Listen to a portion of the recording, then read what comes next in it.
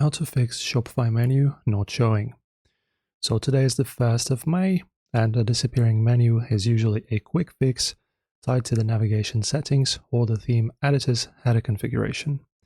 With the latest Shopify updates, the connection between your menu structure and your live site is more visual than ever.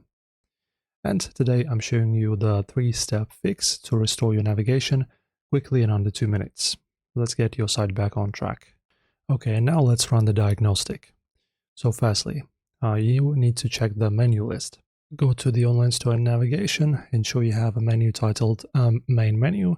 You might not have this as the versions are getting updated, so things might change. And that actually contains links. So if the list is empty, your header has nothing to display.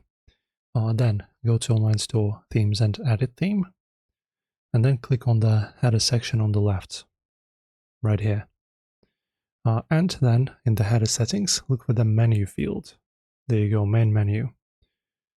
If it says none or blank, click select menu and choose your main menu from the list.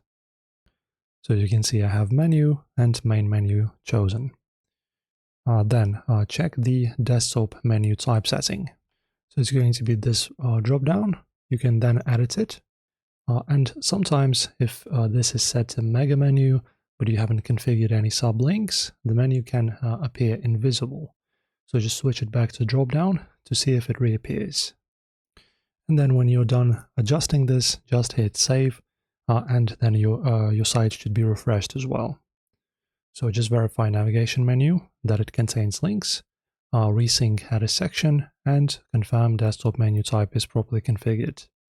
And after this, your customers are now back in the flow. If this guide helped you fix your store, hit like and subscribe.